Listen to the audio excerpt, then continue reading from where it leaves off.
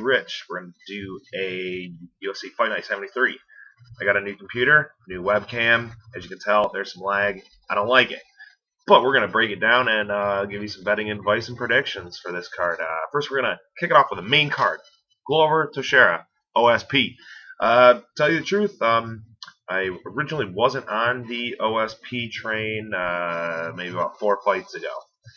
Ever since then, I have been on him. I knew he'd win against Patrick Cummings. Just was, I don't know, a no-brainer for me, I guess I could say. Go over to Shera. This guy, he's good. He's got solid power in his hands. My only problem is he's getting old. And after the Jones train, knocked him off, which is, no problem. Phil Davis easily, I thought anyway, handed it to him. And I think I was like that one guy, once again on YouTube, picking the dog for that one. I think I remember I got like plus 250 odds too. I think I did like a $15 bet on that one. That was nice. That was a nice one to cap that one. I'm taking OSP for the win. This is a tough fight really to call. You could possibly hedge it out. With a Teixeira by TKO. I don't think this fight's going to go to a decision. But it's a tough one to call overall. OSP for the win. Next we got Michael Johnson and Beneil Dariush. Very tough one. Very tough. If you're watching this video, you already know plenty about the guys. Really, when it comes down to it, I think Michael Johnson's power and the sole fact that they have been discussing how he's getting himself mentally in the game.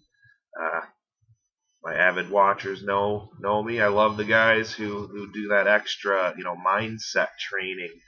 And I think the power and takedown defense is going to be a little bit too much. And to tell you the truth, I would not be surprised if Michael Johnson got the KO or TKO on this one. Ramsey Najim TKO Dariush. That guy doesn't have power. Next, we are going to Derek Brunson and Smiling Sam Alvey. Alvey was on the toughest season of Tough with Uriah Hall and a lot of really good guys. My favorite being Josh Salmon, but really, Sam Alvey's takedown defense, I don't think it's going to play any type of factor in this fight, nor do I think it's one punches. Yes, I do understand Brunson got, TKO'd by Jacare Souza back in the day, but the fact of the matter is his chin withheld Yoel Romero's punches. And really, he won that whole fight until the last minute when Romero, started dropping elbows. It was an awesome night. That right there, cashed me out like a damn near $300 parlay too, just because Romero was out sweating balls in that third round. So I was like, crap, I'm not gonna win. I did. Derek Brunson for the win, and really, I think he's going to end up getting a finish. I think he's going to, sit there and, perhaps kick Alvey a couple times. But I think the mindset, I even want to, for some reason, I think he trains at Jackson MMA. And I love Jackson MMA fighters. They're smart. But I can see Derek Brunson getting the finish. He's just going to put Sam on his back. I don't think he's going to sit there and play the little boxing game with him. At a minus 450, though, I don't I'm not going to bet him straight up. I might parlay link him, possibly. But I don't know. I'm taking Brunson for the win, though, for sure. For sure. When it comes to Jared Rosholt and Timothy Johnson, Rosholt sent at a minus 240. I was that one guy last time Johnson fought that said underdog pick of the night or upset of the night, and then the next one I think it was like a plus 600 guy ended up pulling out. I think that was that night where I want to say like 10 out of 11 underdogs won. There was like that $62,000 parlay that someone won from like $2. I'm pretty sure that was the night. But I did pick Johnson in that one. That was my pick, and I even put my money where my mouth was on him. I think I got like plus 375, so I put 10 on him for sure on that one, and hell, it was a hell of a night. This time though, I think athleticism and complete better wrestling and stand-up game is gonna be is really. I see Rosholt not getting the decision. I think he's gonna finish. I strongly do think Rosholt is gonna end up finishing Johnson.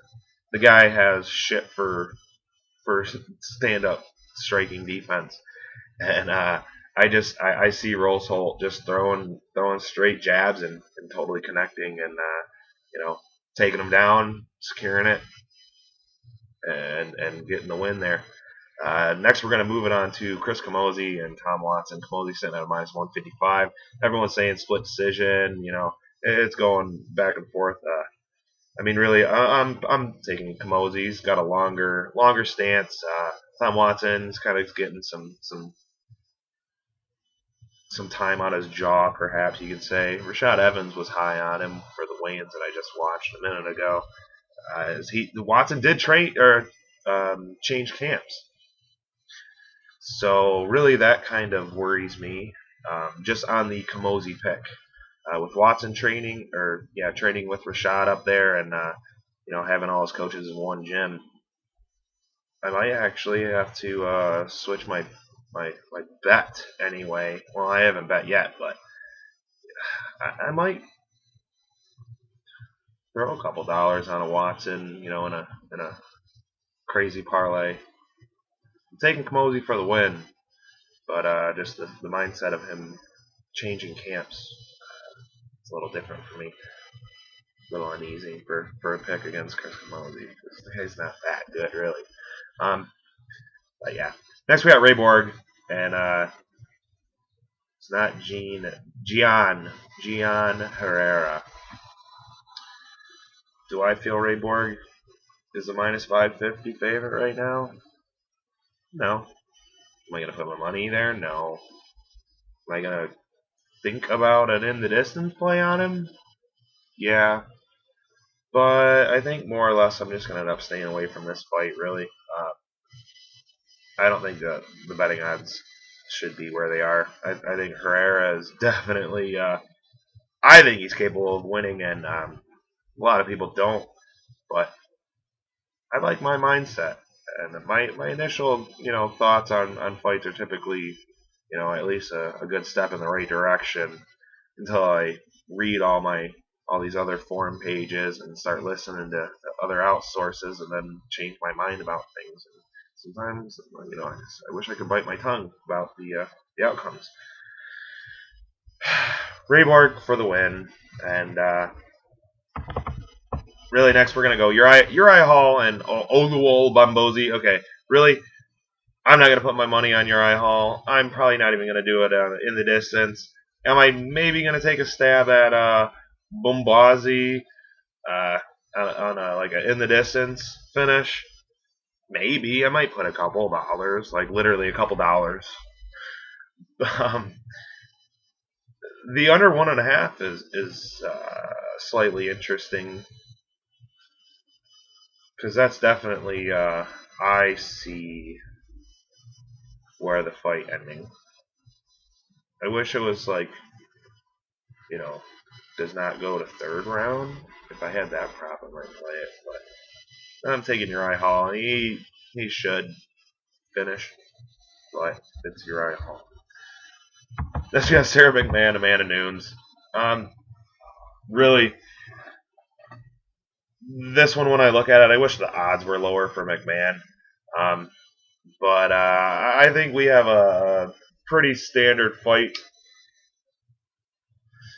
kind of in a sense just like we had last week, in a sense with Miesha Tate and what's her name? I'm blanking right now. Pretty much it came down to the takedown. Can she take her down? If not, she's gonna get beat up. And it was Jessica I.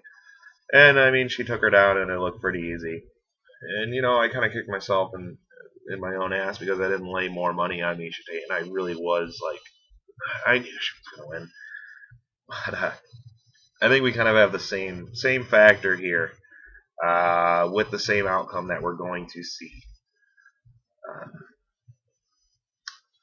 McMann, I see her winning basically with her wrestling. I'm going to take probably a fun stab at an in the distance finish. I don't know what the line is though. I'm hoping it's like maybe plus 250 or more.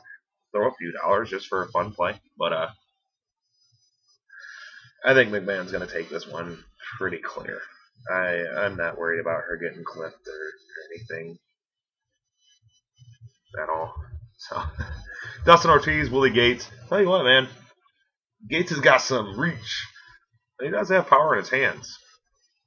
Dustin Ortiz, something just looks different about him this fight. And I am not going to bet Ortiz straight up, but I might take a stab at a finish. If you have the prop by submission, I think that one's probably worthy. I just see a fire in Ortiz's eyes, and I think he's going to go for a finish for sure. Next, we got Frankie Saenz and Sawan Kakai. We almost saw Kakai's dick at the weigh-ins. The guy almost hopped out of the towel Joe Silva was holding on before he put his pants up. I mean, the guy was cut. Don't get me wrong. The lines have flip-flopped in this one. Saenz. Saenz was the opening favorite, and now it's sitting at a minus 120 for Kakai. And I don't know why. I don't.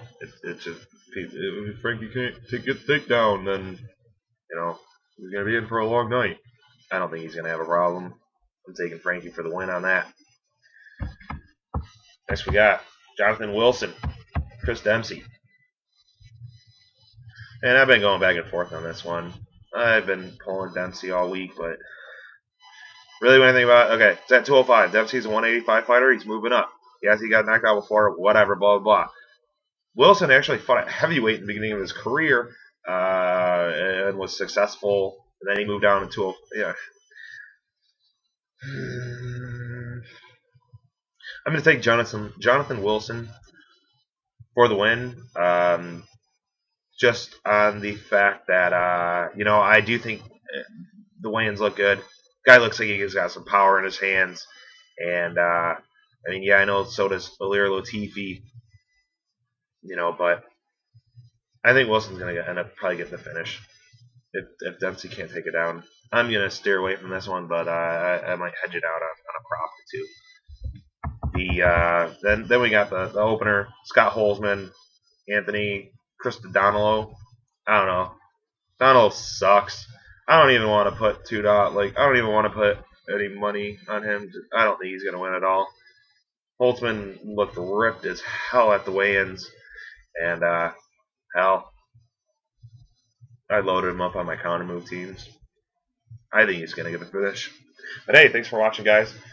Don't forget to check out sprawlandcall.com. Don't blow your bankrolls. Always have fun.